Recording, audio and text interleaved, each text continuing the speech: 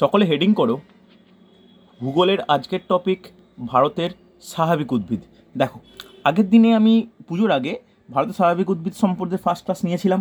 সেখানে উদ্ভিদের প্রত্যেকটা স্থান বা ভৌগোলিক অঞ্চল ভিত্তিতে ও বৈশিষ্ট্য ভিত্তিতে ভাগগুলো নিয়ে আলোচনা করা হয়েছিল।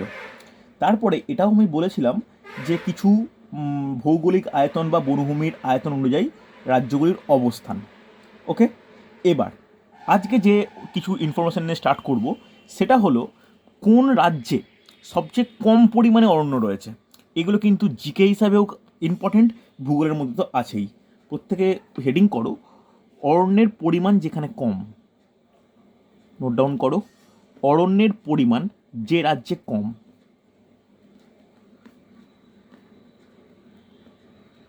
যে রাজ্যে কম। দেখো, আমাদের কিন্তু মেন পার্টটা হয়েই গেছে। আজকে মেনলি যেটা করাবো সেটা হচ্ছে কিছু ইনফরমেশনের উপর ডিপেন্ড করে।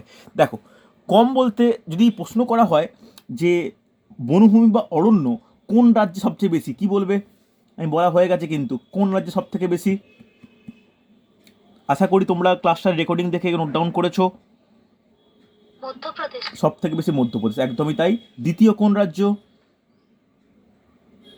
বলো, বলা উচিত? দ্বিতীয় হচ্ছে অরুণাচল প্রদেশ। তৃতীয়কে, হ্যাঁ, তৃতীয়কে ছত্তিশগড়। এবার যদি পার্সেন্ট ওয়াইজ দেখি, পার্সেন্ট ওয়াইজে প্রথম রাজ্য প্রথমকে, রাজ্যের মধ্যে প্রথম কিন্তু মিজোরাম। ওকে, দ্বিতীয়কে অরুণাচল প্রদেশ। আমি কিন্তু এই যে পয়েন্টগুলো এগুলো কিন্তু লেখানো হয়ে গেছে, এটা কিন্তু ইম্পর্টেন্ট। ওকে, এবার যদি বলি অরণ্যের পরিমাণ ভারতের রাজ্যগুলির মধ্যে সবথেকে কম কোন রাজ্যে, লিখে নাও 1 নম্বর হরিয়ানা। দেখো, ইম্পর্টেন্ট কিন্তু হরিয়ানা। পার্সেন্টেজটা নোট ডাউন করে নাও, 3.62% হরিয়ানাতে বনভূমি। মানে হরিয়ানার সমগ্র যে অঞ্চলে মানে আয়তন বা এরিয়ার মধ্যে মাত্র 3.62% অরণ্য, যেটা সমস্ত রাজ্যগুলোর তুলনায় কম। ওকে, এরপরে 2 নম্বর, দেখো অন্তত তিনটে 1 2 3 করে লিখে নেওয়া উচিত। 2 নম্বর লিখে নাও পাঞ্জাব। একটু এই তথ্যগুলো কিন্তু ইম্পর্টেন্ট পরীক্ষার জন্য, যে কোনো। পাঞ্জাব, পাঞ্জাবে কত পার্সেন্ট লিখে নাও? জাস্ট 6-7%। ওকে, একটা জিনিস আমি বলে রাখি, আমি কিন্তু এটা 2019-20 এফএসআই ফরেস্ট সার্ভে অফ ইন্ডিয়ার ডেটা অনুযায়ী বলছি। দেখো, এই পার্সেন্টেজগুলো সামহাউ প্রত্যেক বছর কিছুটা পরিবর্তন হতে পারে। আমি সেটা তোমাদের যখনই কোনো পরিবর্তন আপডেট আসবে আমি লিখে তোমাদেরকে পাঠিয়ে দেবো। ওকে, জিওগ্রাফিতে এটাই সমস্যা করে যে কিছু কিছু পার্সেন্ট কিন্তু চেঞ্জ হয়, এখানে ওঠানামা করে। আমি কৃষি মৃত্তিকা বলো বা শিল্পের সময়ও কিন্তু বলেছিলাম। ওকে, থার্ড কোন রাজ্য? থার্ড লিখে নাও রাজস্থান। থার্ড লিখে নাও রাজস্থান। রাজস্থানে কত? 4.86%। ওকে, এরপরে 4 নম্বর হচ্ছে ইউপি। ইউপির পার্সেন্টেজ আমার এই মুহূর্তে খেয়াল নেই। 5 হচ্ছে গুজরাট। ওকে, এটা হচ্ছে অরণ্যের পরিমাণের ক্রম। তাহলে অরণ্যের পরিমাণ সবথেকে কম হরিয়ানা, তারপর পাঞ্জাব, তার রাজস্থান। প্রথম তিনটে কিন্তু আমাকে পার্সেন্ট সহকারে একটু মনে রাখতে হবে। ওকে, বোঝা গেছে? কোনো অসুবিধা থাকলে বলবে আমাকে। এরপরে ভালো করে শোনো, খুব ইম্পর্টেন্ট। এরপর বলেছে, এটা হচ্ছে অরণ্যের রেসপেক্টে বললাম। এরপরে আমাদের জানতে হবে যে রাজ্যে, যে রাজ্যে, নেক্সট পয়েন্ট হেডিং করো, যে রাজ্যে ক্রমবর্ধমান, যে রাজ্যে ক্রমবর্ধমান অরণ্য লক্ষ্য করা যায়। ক্রমবর্ধমান অরণ্য বলতে এখনকার ক্ষেত্রে অরণ্যের পরিমাণ কিন্তু দেখতে গেলে প্রত্যেক সময় অনুযায়ী কমতে থাকে, কিন্তু যে যে রাজ্যে এই পার্সেন্টেজটা আস্তে আস্তে বৃদ্ধি পায়।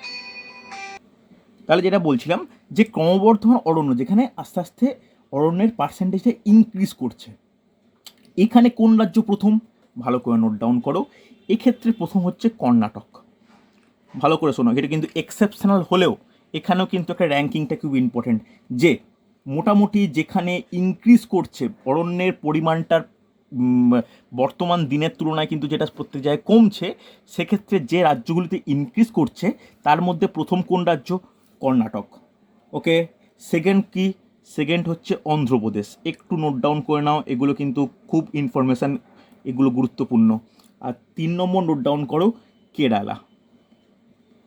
ওকে, এই তিনটে ক্ষেত্রে কিন্তু ক্রমবর্ধমান অরণ্য লক্ষ্য করা যায়। বোঝা গেছে? এটা কিন্তু খুব ইম্পর্টেন্ট হয়েছে। এবার এবার যে নেক্সট পয়েন্টটা আমাদের গুরুত্বপূর্ণ, যে কোন রাজ্যে বেশিরভাগ অঞ্চল গাছ দ্বারা আবৃত। ওকে, বা এটা লিখে নাও যে রাজ্যে সবচেয়ে বেশি অঞ্চল উদ্ভিদ দ্বারা আবৃত। দেখো, উদ্ভিদ দ্বারা আবৃত মানেই কিন্তু সেটা অরণ্য নয়। আমরা বাড়ির চারিদিকেও কিন্তু অনেক কিছু উদ্ভিদ লক্ষ্য করা যায়, তো সেটাকে আমরা বাগান বা উদ্যান বলতে পারি, কিন্তু সেটাকে কখনোই অরণ্য বলতে পারি না। তাহলে এটাই কিন্তু তোমরা অরণ্য হিসেবে কনসিডার করবে না, কিন্তু যে রাজ্যে সবথেকে বেশি উদ্ভিদ লক্ষ্য করা যায়। লিখে রাখো মহারাষ্ট্র। খুব ইম্পর্টেন্ট পয়েন্ট, কোশ্চেন আসে এটা, এই সিজিএল পরীক্ষায় কিন্তু এই কোশ্চেনটা এসেছিল। অনেকে কিন্তু এটা নিয়ে একটু ডাউট প্রকাশ করো, বা বেশিরভাগ যেখানে এই কোশ্চেন পড়লে কিন্তু মধ্যপ্রদেশ করে আসে। দেখো, অরণ্য কিন্তু এখানে বলেনি, এখানে বলছে কি উদ্ভিদ দ্বারা আবৃত। তাহলে কী হবে? এটা হচ্ছে মহারাষ্ট্র কিন্তু অ্যান্সার। এটা কিন্তু ইম্পর্টেন্ট। ওকে, অসুবিধা নেই। এরপরে ভালো করে শোনো, এরপরে যেটা দেখা যায় যে জলাভূমি বা ওয়েটল্যান্ড। আমরা জানি জলাভূমি বা ওয়েটল্যান্ড কোন অঞ্চলগুলোকে বলে। এই ওয়েটল্যান্ড রাজ্যভিত্তিক আয়তন অনুসারে প্রথম কোন রাজ্য? প্রথম হচ্ছে 1 নম্বরে গুজরাট। ওকে, দেখো, গুজরাটের খাম্বাত বা কচ্ছ উপসাগর অঞ্চলে হিউজ পরিমাণ, যেটা কচ্ছের রণ বলি, সেটা হিউজ পরিমাণ জলাভূমি আছে। আর সেকেন্ড কোন রাজ্য? সেকেন্ড হচ্ছে পশ্চিমবঙ্গতেও কিন্তু জলাভূমি অঞ্চল লক্ষ্য করা যায়। তাহলে এই দুটো কিন্তু মনে রাখতে হবে, এটা অরণ্যের রেসপেক্টে নয়, জলাভূমির রেসপেক্টে। হ্যাঁ কি না বলো, বোঝা গেছে কি যায়নি? এগুলো কিন্তু খুব ইম্পর্টেন্ট হচ্ছে। এবার ভালো করে শুনে রাখো, এবার আরেকটা ইনফরমেশান লাস্টে যেটা জানার দরকার, যে আয়তন বলতে, আমি এটা খেয়াল নেই যে আগের ক্লাসে আমি লিখিয়েছিলাম কিনা, এটা একটু দেখে নাও। আয়তন বলতে সমগ্র ভারতবর্ষের কত বর্গ কিলোমিটার জুড়ে অরণ্য রয়েছে তার পার্সেন্ট বলতে পারবে? কারো কোনো আইডিয়া আছে কত পার্সেন্ট ভারতের মোট আয়তনের কত ভাগ আয়তন বা কত পার্সেন্ট আয়তন অরণ্য রয়েছে? দেখো, এটা কিন্তু জানা উচিত, বলতে পারবে? এটা কিন্তু খুব ইম্পর্ট্যান্ট। দেখো, নোট ডাউন করে নাও যে ভারতে মোট আয়তনের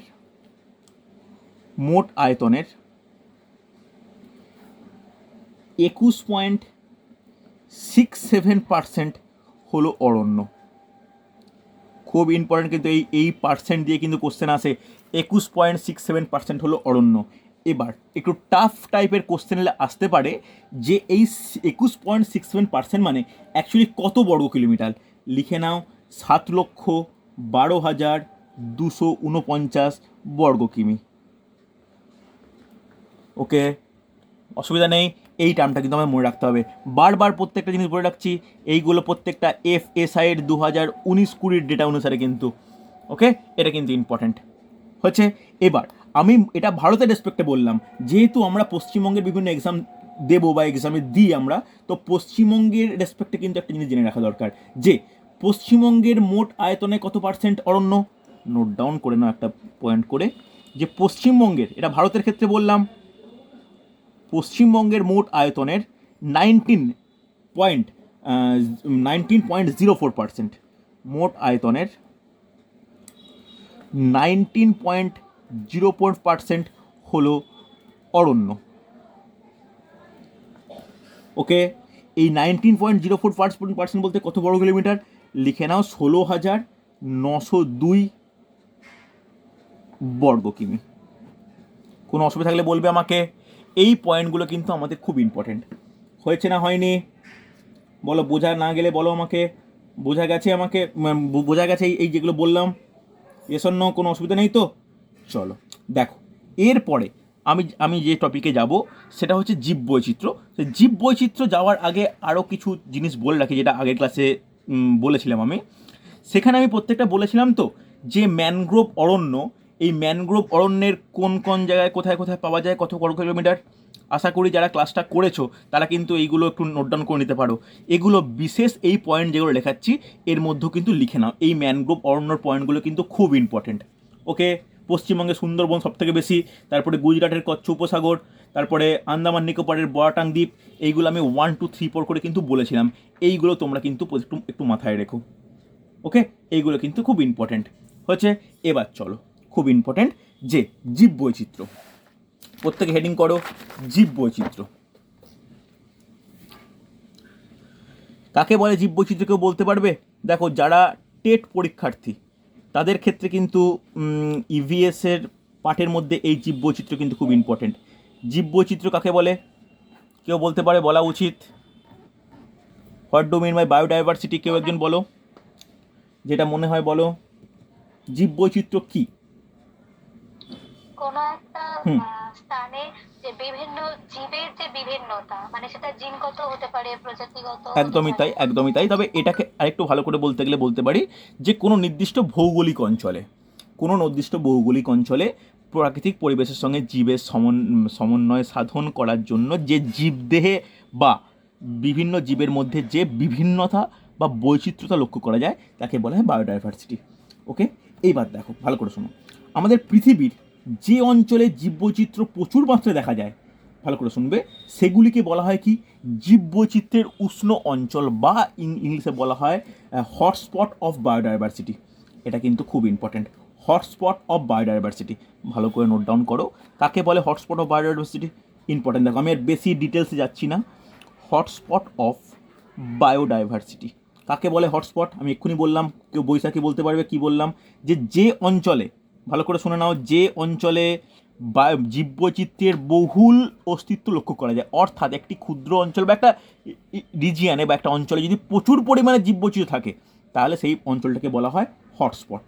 ওকে, লিখে নাও হটস্পট অফ বায়োডাইভার্সিটি। এবার যেটা কোশ্চেন আসে, ভারতে এর সংখ্যা কতগুলি? ভারতে এর সংখ্যা কতগুলি? ভারতে হটস্পটের সংখ্যা কতগুলি বলা যাবে? 4টি। 4টি। Very good. কি কি বলো, কি কি ব্যাকেটে লিখে নাও। হ্যাঁ বলো, শুনছি। ভারতে এর সংখ্যা 4টি। কার সংখ্যা?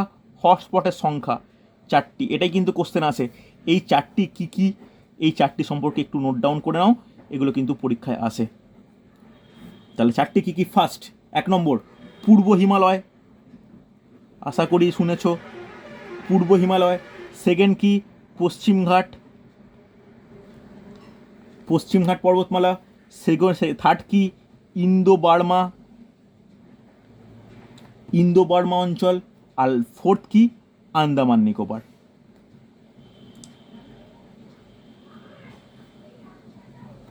ওকে, এই হলো আমাদের ভারতের 4টে হটস্পট। দেখো, 4টে হটস্পট যখনই বললাম, একদম জিওগ্রাফিক্যাল ব্যাপার। কোন কোন অঞ্চলে লক্ষ্য করা যায় একটু বলতে পারবে? পূর্ব হিমালয় বলতে কোনটা বলা যাবে? ভালো করে শুনুন, আমি আর লেখাচ্ছি না, তোমরা পারলে নোট ডাউন করে নাও ব্যাকেটে, যে পূর্ব হিমালয় অঞ্চল বলতে উত্তর পূর্ব ভারত, ভুটানের বিভিন্ন অংশ ও নেপালের অংশ দ্বারা গঠিত, এটা কিন্তু পূর্ব হিমালয়। অর্থাৎ যার মধ্যে ভারতের রাজ্য হিসাবে কিছুটা নাগাল্যান্ড, মিজোরাম, মণিপুর, অরুণাচল প্রদেশ, আসাম, পশ্চিমবঙ্গের উত্তরাংশ, সিকিম, এছাড়া ভুটান ও নেপালের কিছু অংশ কিন্তু লক্ষ্য করা যায়। আশা করি বুঝতে পারলে পূর্ব হিমালয় বলতে কোন অঞ্চলটাকে বোঝাচ্ছে। Yes or no? একটু নোট ডাউন করে নিতে হবে, আমি আর লেখাচ্ছি না, তোমরা কিন্তু লিখে নাও যে এই অঞ্চলটাকে পূর্ব হিমালয় হটস্পট অঞ্চল বলা হয়। ওকে, চলো ভালো করে শোনো। এরপরে পশ্চিমঘাট বলতে হবে। পশ্চিমঘাট কোনটা? পশ্চিমঘাট কিন্তু প্রত্যেকেই জানে যে প্রায় 1600 কিলোমিটার দীর্ঘ পশ্চিমঘাট হচ্ছে পশ্চিম উপকূলের বৃষ্টি অরণ্যের অন্তর্ভুক্ত। হ্যাঁ কি না? জলবায়ুর ক্লাসে আমি বলেছিলাম যে কেন পশ্চিমঘাটকে বৃষ্টি অরণ্য বলা হয়, কিন্তু তার অপোজিটের অংশটা কি? অপোজিটের ঢাল অর্থাৎ পশ্চিম ঢালটা কি? সেই পশ্চিম ঢালটা কিন্তু বৃষ্টির ছায় অঞ্চল। হ্যাঁ কি না? যখন দক্ষিণ পশ্চিম মৌসুমী বায়ু এসে ধাক্কা খায়, একটা ঢালে প্রচুর বৃষ্টিপাত হয়, আর একটা ঢালে কিন্তু বৃষ্টিপাত হয় না। তাহলে সেই ঢালটাকে কী বলা হয়? বৃষ্টির ছায় অঞ্চল বলে। এবং যে অঞ্চলে যে ঢালে বৃষ্টিপাত লক্ষ্য করা যায়, সেই বৃষ্টি অরণ্যে প্রচুর পরিমাণে হটস্পট প্রচুর পরিমাণে জীববৈচিত্র্য লক্ষ্য করা যায়। তাই পশ্চিমঘাট পর্বতের এই 1600 কিমি দীর্ঘ অঞ্চলটিকে পশ্চিমঘাট হটস্পট অফ বায়োডাইভার্সিটি নামে পরিচিত। ওকে, হ্যাঁ কি না? বলা হয় যে এই দুটি অঞ্চলে, পূর্ব হিমালয় ও পশ্চিমঘাট অঞ্চলে এমন এমন জীববৈচিত্র্য বা এমন প্রজাতি লক্ষ্য করা যায় যেটি বিশ্বের অন্য কোথাও কিন্তু দেখা যায় না। হয়েছে? বলো, কোনো অসুবিধা থাকলে বলবে আমাকে। এবার চলে এসো যে ইন্দো বার্মা, তোমাদের কোন জায়গাটা মনে হয় যে এটা হচ্ছে ইন্দো বার্মা হটস্পট? বলতে পারবে? অঞ্চলটা অন্তত বলা উচিত, যেহেতু জিওগ্রাফি পড়ছি, জিওগ্রাফি জানা উচিত, বলা উচিত। ইন্দো বার্মা হটস্পট বলতে কোন অঞ্চলটা? কেউ একজন বলো। বৈশাখী, পারা যাবে? মায়ানমার, রিম্পা, চেষ্টা করো, বলো। হ্যাঁ, কি বলছো বলো। মায়ানমার? বাংলাদেশ, একদমই তাই। তাহলে কোন অঞ্চল, রাজ্য কোনগুলোর মধ্যে পড়বে? দেখো, রাজ্য মেনলি পড়ে মিজোরাম, ত্রিপুরা, মায়ানমার ও ওই বাংলাদেশের পূর্বাংশ, অর্থাৎ ওই রিজিয়নটা যেটা পড়ে সেটা হচ্ছে ইন্দো বার্মা। ওকে, বার্মা বলতে সেটা মায়ানমারের কথা বোঝানো হচ্ছে। এবার আন্দামান নিকোবরকে নিয়ে স্পেসিফিক্যালি কিছু আলাদা করে বলার দরকার নেই, এটা দ্বীপপুঞ্জ, ভারত মহাসাগরের দ্বীপপুঞ্জ। এই অঞ্চলে যে হটস্পট লক্ষ্য করা যায় তাই কিন্তু আমরা বলতে পারি Andaman Nicobar hotspot of biodiversity. কোনো অসুবিধা নেই। তাহলে আশা করি বুঝতে পারলে কেন জীববৈচিত্র্য মানেই কিন্তু হটস্পট নয়। এটা কিন্তু অনেকেই ভুল ধারণা আছে অনেকেরই, যে জীববৈচিত্র্য মানেই হটস্পট, তা কিন্তু নয়। জীববৈচিত্র্য কম বেশি অনেক জায়গাতেই পাওয়া যেতে পারে, তার মধ্যে যেখানে প্রাচুর্যতা লক্ষ্য করা যায়, সেই প্রাচুর্যতা যেখানে লক্ষ্য করা যায় সেই সমস্ত অঞ্চলকে বলা হয় হটস্পট। আর ভারতে এর সংখ্যা হচ্ছে 4টি। ওকে, এরপরে যেটা জানার দরকার আজকের এই স্বাভাবিক উদ্ভিদের টপিকে, যে সংরক্ষণ বা জীববৈচিত্র্যের সংরক্ষণ। জীববৈচিত্র্যের সংরক্ষণ, দেখো, এই সংরক্ষণ বললেই আমাদের দুটো টার্ম মাথায় আসে। কি কি মাথায় আসে? যে সংরক্ষণ কিভাবে করা হয়, খুব ইম্পর্টেন্ট। সংরক্ষণ করা হয় দুটো বিশেষ পদ্ধতিতে। কি কি বলা উচিত? এটা আশা করতেই পারি। একটা হচ্ছে ইনসিটু সংরক্ষণ, এক্সিটু। ওকে, চলো নোট ডাউন করো। একটা হচ্ছে ইনসিটু আর একটা হচ্ছে এক্সিটু। একটা ইনসিটু আর একটা এক্সিটু। ইনসিটু কাকে বলে? ইনসিটু কাকে বলে? প্রাকৃতিক পরিবেশের নিজস্ব হ্যাঁ, প্রাকৃতিক পরিবেশে যখন সংরক্ষণ করা হয়। হ্যাঁ, ইনসিটু। ইনসিটু বলতে কোনটা? যেটা নিজস্ব পরিবেশে সংরক্ষণ করা যায়, ইনসিটু। আর এক্সিটু কি? নিজস্ব প্রাকৃতিক পরিবেশের বাইরে বিশেষ বৈজ্ঞানিক পদ্ধতি সংরক্ষণকে বলা হয় এক্সিটু। দেখো, এক্সিটুটা আমাদের ক্ষেত্রে তৈরি করা কৃত্রিম, ইনসিটুটাও কৃত্রিম বলতে পারো, কিন্তু তাও এর রিজিয়ানটা অনেক বড়। এই ইনসিটু আবার ক রকম হয়? ইনসিটু আবার 3 রকম। হ্যাঁ কি না? কি কি 3 রকম? কি কি 3 রকম বলা উচিত? ফার্স্ট বলতে পারি অভয়ারণ্য। জাতীয় উদ্যান, অভয়ারণ্য আর সংরক্ষিত বনাঞ্চল। Very good. অভয়ারণ্য, জাতীয় উদ্যান, জাতীয় উদ্যান আর হচ্ছে সংরক্ষিত বন। সংরক্ষিত বন, হ্যাঁ কি না? ইংলিশ টার্মগুলোকেও বলতে পারবে। অভয়ারণ্যের ইংলিশ কি? স্যাংচুয়ারি। জাতীয় উদ্যানের কি হয়? জাতীয় উদ্যান হচ্ছে ন্যাশনাল পার্ক, আর সংরক্ষিত বন মানে কি? Reserve forest. ওকে, ভালো করে শুনুন, রাখো, খুব ইম্পর্টেন্ট। হচ্ছে কিছু এক্সাম্পল বলতে পারবে। অভয়ারণ্যের এক্সাম্পল দাও প্রথমে কেউ একজন। অভয়ারণ্যের এক্সাম্পল দাও। বলা অভয়ারণ্যের এক্সাম্পল যে কোনো অনেক অনেক কিছু আছে। বন্দিপুর আছে, জলদাপাড়া আছে, অনেক কিছু আছে। জাতীয় উদ্যানের এক্সাম্পল, জাতীয় উদ্যানের এক্সাম্পল বলো বলো। আমি এগুলো লিস্ট তোমাদেরকে পিডিএফ ফরম্যাটে দিয়ে দেবো, এগুলোর খাতায় লেখাচ্ছি না। জাতীয় উদ্যানের বক্সা বলতে পারি, গরুমারা বলতে পারি, মান্নার বলতে পারি, ইন্দ্রাবতী বলতে পারি, পেডিয়ার বলতে পারি। এগুলো কিন্তু অনেক আছে। আর একটা জিনিস আমি খুব ইম্পর্টেন্টলি বলে রাখি, এই 3টে টপিকটা তোমরা স্টার্ট দিয়ে রাখো। আমি এটাকে এখানে কোনো কিছু লেখাবো না বা বলবো না, এর তোমাদেরকে স্টাডি মেটেরিয়াল প্রোভাইড করব। তোমরা কিন্তু খাতায় নোট ডাউন করে নিও বা প্রিন্ট আউট করে নিও, যেখানে কোন কোন অভয়ারণ্য কোন কোন রাজ্যে অবস্থিত, তার কি কি বিশেষ উদ্ভিদ বা প্রাণী এই অভয়ারণ্য বা এই জাতীয় উদ্যান বা এই সংরক্ষিত বনাঞ্চলে রয়েছে, আমি কিন্তু তোমাদের এই লিস্ট প্রোভাইড করে দেবো। ওকে, এটা কিন্তু খুব ইম্পর্টেন্ট হয়েছে। এবার দেখো, ভালো করে শুনবে। এবার এক্সিটুর মধ্যে কি বলতে পারি? এক্সিটুর এক্সাম্পল কি বলা যাবে? এক্সিটুর এক্সাম্পল কি? চিড়িয়াখানা। চিড়িয়াখানা আর আর চিড়িয়াখানা, বোটানিক্যাল গার্ডেন বা জাম প্লাজম, এগুলো প্রত্যেকটা কি এক্সিটুর এক্সাম্পল। কিন্তু যেহেতু আমরা ইভিএস নয় জিওগ্রাফি পড়ছি, তাহলে এই এক্সিটু সম্পর্কে ডিটেলস জানার কিন্তু আমাদের দরকার নেই। ওকে, তাহলে এই ডিটেলস জানতে হলে কিন্তু এটা আমরা ইভিএসে পড়বো। এক্সিটু সম্পর্কে যে ডিটেলস সেটা কিন্তু আমরা ইভিএস যখন ডিসকাস করব তখন আমরা পড়বো। আমাদের কিন্তু ইনসিটু নিয়ে কিন্তু জানার দরকার, এবং ইনসিটু নিয়ে এখন প্রত্যেকটা কম্পিটিটিভ এক্সামে কোশ্চেন আসতে লক্ষ্য করা যায়। কি কোশ্চেন তোমরা কিন্তু ফেসও করেছো, যে এরকম বলে দেবে যে দাচিগ্রাম অভয়ারণ্য কোন রাজ্যে অবস্থিত?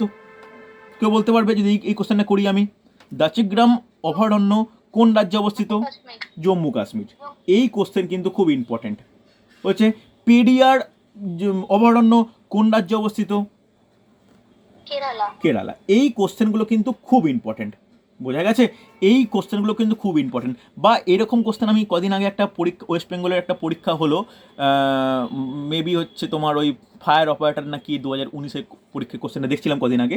সেখানে কোশ্চেন এসছে যে ফসিল জাতীয় উদ্যান, ফসিল জাতীয় উদ্যান কোন রাজ্যে অবস্থিত? এই কোশ্চেন কিন্তু লক্ষ্য করলাম। মধ্যপ্রদেশ। কোথায় বলো?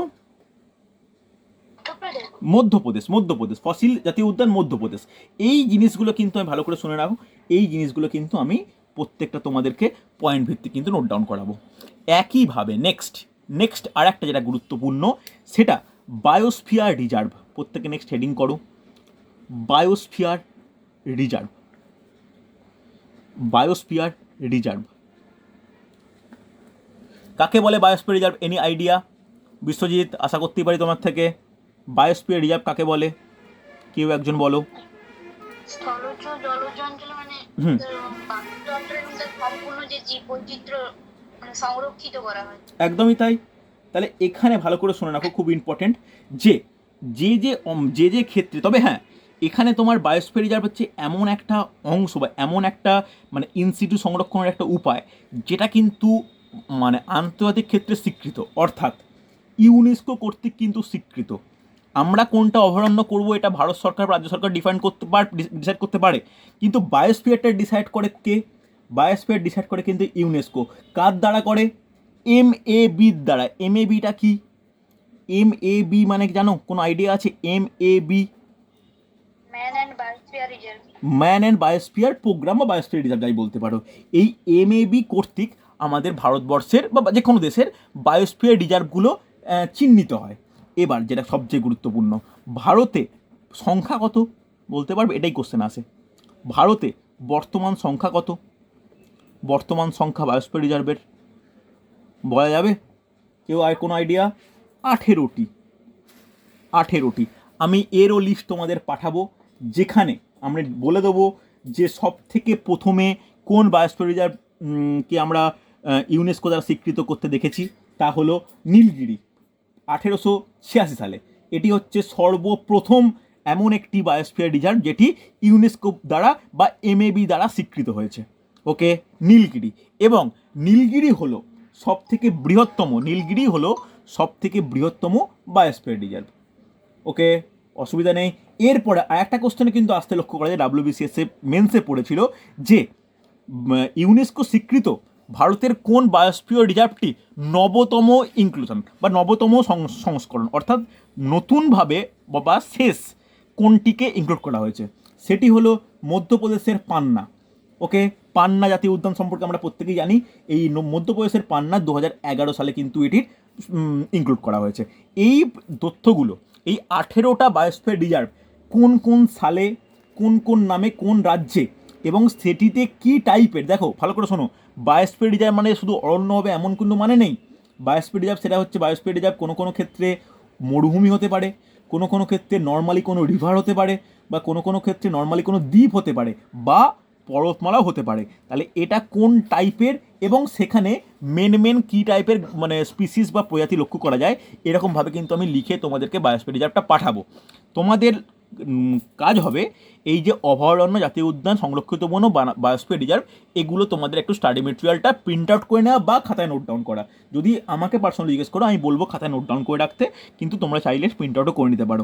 এগুলো কিন্তু ইম্পর্টেন্ট। আর এখানে আমি খাতায়, এখানে ক্লাসে লিখে সময় নষ্ট করছি না। এগুলো কিন্তু জিকে ফরম্যাটে, স্ট্যাটিক জিকে হিসাবে ইম্পর্টেন্ট। ওকে, অসুবিধা নেই।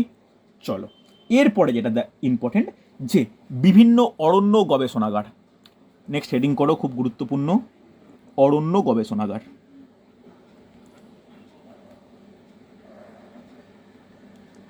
অরণ্য গবেষণাগার, দেখো এটা কিন্তু জিকে ফরম্যাটের জন্য ইম্পর্টেন্ট।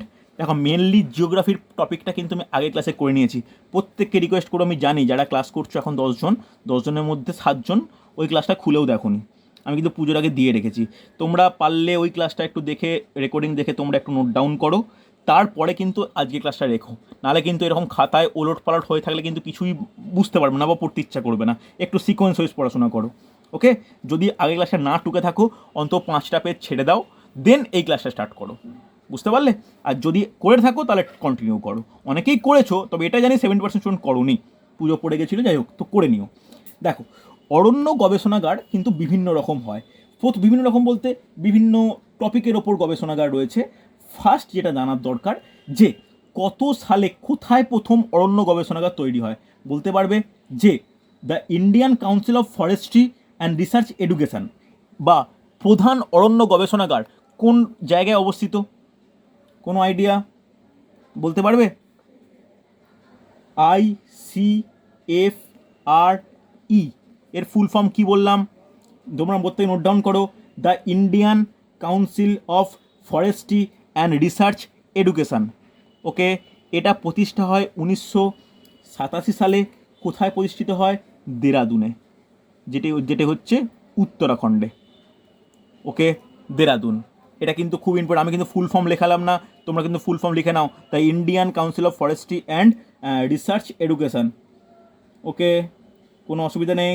চলো 2 নম্বর লিখে নাও যে ট্রপিক্যাল, নেক্সট ইনস্টিটিউটের নাম লেখো বা নেক্সট রিসার্চ সেন্টারের নাম লেখো, ট্রপিক্যাল ফরেস্ট্রি রিসার্চ ইনস্টিটিউট। এটি কোথায় অবস্থিত? লিখে রাখো, জব্বলপুর, ওকে? নেক্সট 3 নম্বর খুব গুরুত্বপূর্ণ, লিখে রাখো যে ইনস্টিটিউট অফ রেন অ্যান্ড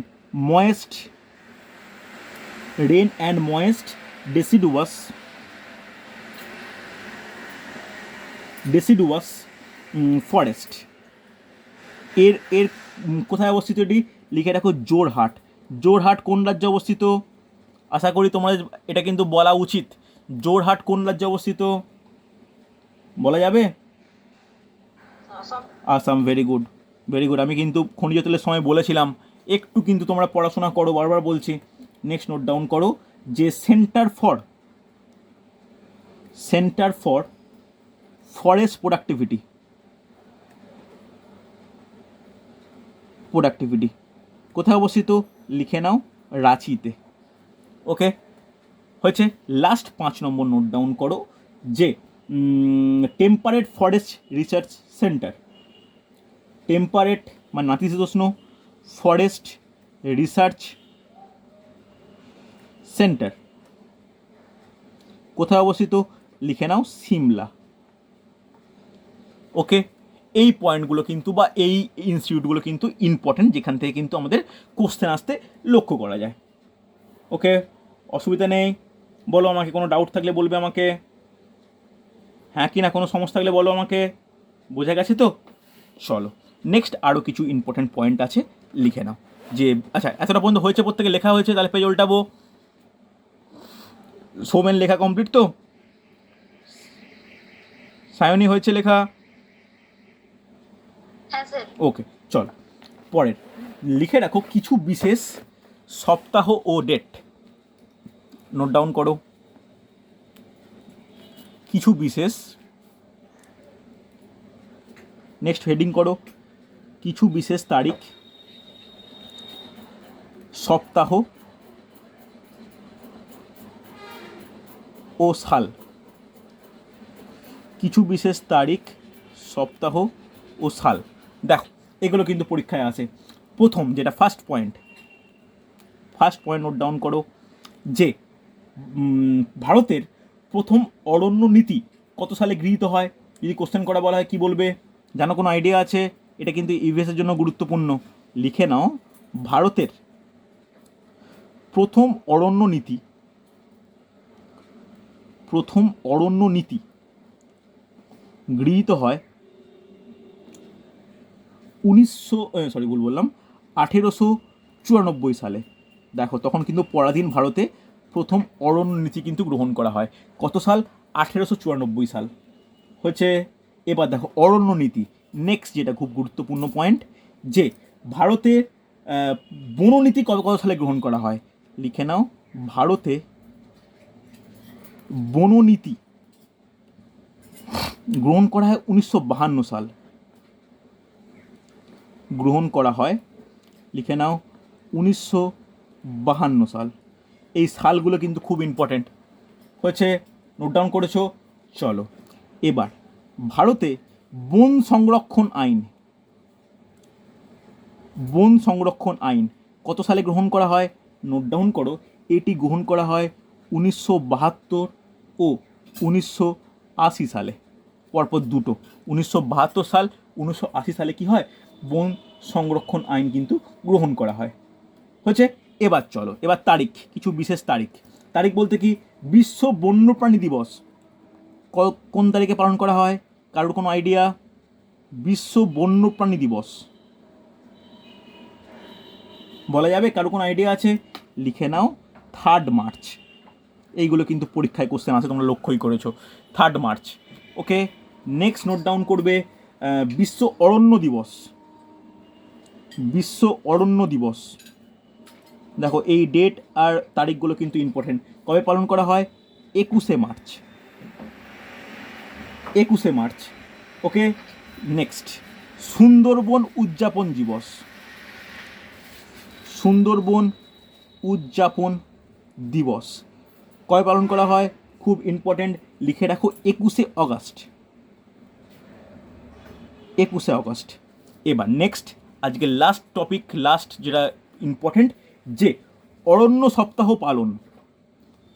কোন সপ্তাহে অরণ্য সপ্তাহ পালন করা হয়? Any idea? অরণ্য সপ্তাহ পালন কোন সপ্তাহে অরণ্য সপ্তাহ পালন করা হয়? নোট ডাউন করে নাও, 14 থেকে 21শে জুন। ওকে, লিখেছো? এই হলো হচ্ছে বিশেষ তারিখ, সপ্তাহ, সাল, এগুলো কিন্তু খুব ইম্পর্টেন্ট হচ্ছে। কোনো ডাউট বা কোনো অসুবিধা থাকলে আমাকে জিজ্ঞাসা করতে পারো, এগুলো কিন্তু খুব ইম্পর্টেন্ট। বোঝা গেছে? দেখো, যে স্বাভাবিক উদ্ভিদ আমি শুরু করেছিলাম, এই দুটো ক্লাসে কিন্তু প্রায় কমপ্লিট করলাম। প্রায় কমপ্লিট কেন বলছি? আমার এখনও কিছু বিশেষ দেওয়া বাকি আছে, বিশেষ নোট দেওয়া বাকি। কী নোট? যেখানে আমি দেব যে সংরক্ষিত বনাঞ্চল, জাতীয় উদ্যান, অভয়ারণ্য, বায়োস্ফিয়ার রিজার্ভের লিস্ট, এই লিস্ট কিন্তু তোমরা আজকে আমি দিয়ে দিচ্ছি। তোমরা এই লিস্ট কিন্তু একটু ভালো করে খাতায় নোট ডাউন করে নিও। বুঝতে পারলে? এগুলো করে নিতে পারলে তোমাদের অবস্থানগুলো কোন কোন প্রজাতি কোথায় সংরক্ষিত হয়েছে এগুলো আমরা মোটামুটি পেয়ে যাব। ওকে, চলো আজকে তাহলে এতটাই। এটা কমপ্লিট হয়ে গেলে আমি এই টপিকের ওপর এমসিকিউ পাঠাবো। হয়েছে? চলো আজকে এতটাই, তোমরা ভালো করে দেখে নাও, কোনো ডাউট থাকলে আমাকে জিজ্ঞাসা করে নিও। ওকে, চলো।